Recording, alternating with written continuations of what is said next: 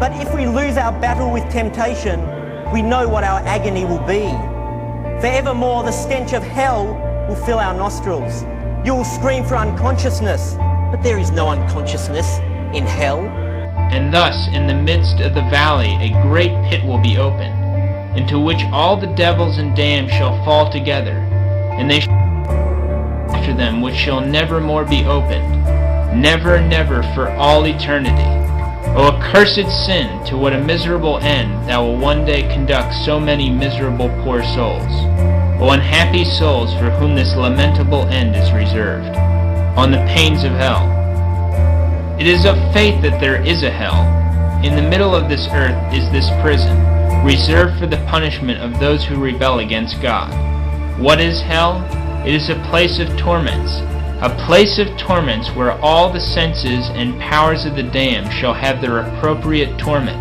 And the more a person has offended God in any particular sense, so much more shall he be tormented in that sense. With what compassion should we hear that a poor man was enclosed in a dark pit for his whole life, or for 40 or 50 years? Hell is a pit enclosed on every side, where no ray of the sun or any other light ever enters.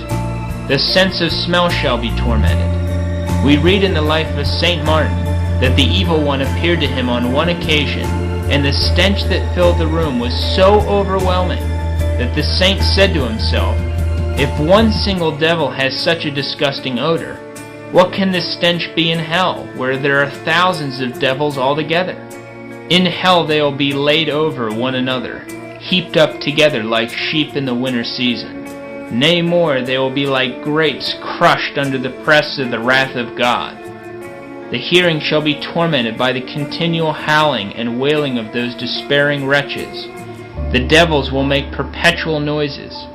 How painful is it to one who wishes to sleep, to hear the continual moaning of a sick person, the barking of a dog, or the crying of a child. Unhappy souls who are condemned to hear continually, for all eternity, the cries and the howls of those tortured wretches." Almighty God will inflict wrath without any pity. When God beholds the unspeakable, he said the ineffable, extremity of your case, and sees your torment to be so vastly disproportioned to your strength, and sees how your poor soul is crushed and sinks down, as it were, into an infinite gloom, he will have no compassion upon you. He will not forbear the executions of his wrath, or in the least lighten his hand.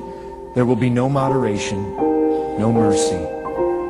He will have no regard to your welfare, nor be at all careful lest you should suffer too much in any other sense than only that you shall not suffer beyond what strict justice requires. Nothing shall be withheld, because it is so hard for you to bear.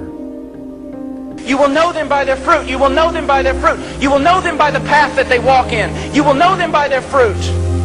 You will know them by their fruit. And he says, anyone who does not bear good fruit is cut down and thrown into the fire.